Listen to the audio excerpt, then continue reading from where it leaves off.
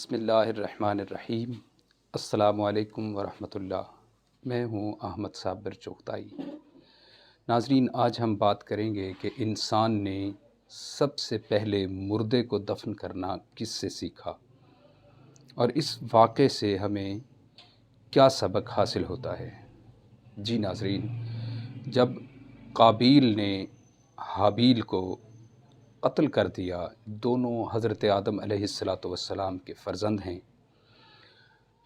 قتل کرنے کے بعد قابیل نے اپنے بھائی کی لاش کو کئی دنوں تک اپنی پیٹھ پر لادے پھرا اور حیران تھا کہ میں اپنے بھائی کی لاش کو کیا کروں۔ تو اس دوران قابیل نے دو کووں کو دیکھا کہ وہ آپس میں لڑ رہے ہیں۔ ایک کوے نے دوسرے کوے کو مار دیا اور اپنی چونچ اور پنجوں سے زمین کو کورید کر گڑھا کھودا اور مرے ہوئے کوے کو اس میں ڈال کر مٹی سے دبا دیا۔ یہ منظر دیکھ کر قابیل کو معلوم ہوا کہ مردے کو زمین میں دفن کر دینا چاہیے۔ تو قابیل نے قبر کھودی اور اپنے بھائی کو زمین میں دفن کر دیا۔ قرآن مجید فرقان حمید میں اس واقعے کو سورہ المائدہ کی آیت نمبر 31 میں بیان فرمایا گیا ہے۔ جی ناظرین، ایک تو اس واقعے سے یہ معلوم ہوا کہ انسان نے کوے سے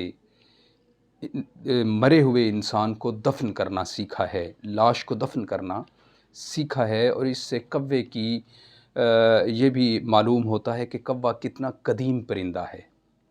تو اس سے حاصل ہونے والا سبق یہ ہے کہ انسان کو سیکھنے میں، علم سیکھنے میں چھوٹے سے چھوٹے استاد یہاں تک کہ کوے کا بھی محتاج ہوتا ہے انسان۔ یعنی انسان کو علم سیکھنے میں کبھی بھی شرمانا نہیں چاہیے، اس پر کبھی یہ ہیزیٹیشن فیل نہیں کرنی چاہیے کہ یہ عمر میں مجھ سے چھوٹا ہے اور اس سے میں سیکھوں، میں تو عمر میں بڑا ہوں، میں فصاحت و بلاغت میں بڑا ہوں۔ نہیں، علم جہاں سے بھی ملے، جہاں سے بھی آپ کو سیکھنے کی بات ملے، اس کو اپنے پلے باندھ لیں، اس کو سیکھیں۔ علم سیکھنے میں کبھی بھی شرمانا نہیں چاہیے۔ یہ حضور علیہ السلام کا فرمان بھی ہے کہ ماں کی گود سے لے کے قبر تک علم حاصل کرو۔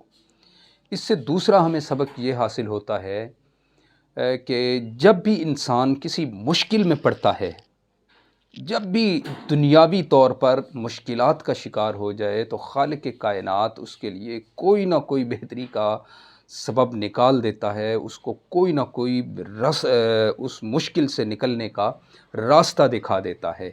تو جب بھی ہم پر مشکل آئے، جب بھی ہم پریشان ہو جائیں، تو ایسی صورتحال میں اپنے خالق و مالک سے التجا کریں، اپنے رب تعالیٰ پر یقین رکھیں، بھروسہ رکھیں، توکل رکھیں۔ اس واقعے سے توکل بھی مضبوط ہوتا ہے کہ جب بھی انسان کسی مشکل میں پڑتا ہے، کسی پریشانی میں گھرتا ہے، تو خالق کائنات اس کے لیے کوئی نہ کوئی راستہ اس مشکل سے نکالنے کا نکال دیتا ہے۔ اللہ تعالیٰ اس کی رہنمائی فرماتا ہے۔ اللہ کی رحمت سے مایوس نہیں ہونا چاہیے۔ جی ناظرین، دعا ہے کہ خالق کائنات ہمیں قرآن سیکھنے اور اس پر عمل کرنے کی توفیق عطا فرمائے۔ قرآنی واقعات پر مبنی ایسی خوبصورت ویڈیوز کو دیکھنے کے لیے ہمارے چینل کو سبسکرائب اور بیل آئیکن کو پریس ضرور کیجیے گا۔ اللہ حامی و ناصر ہو۔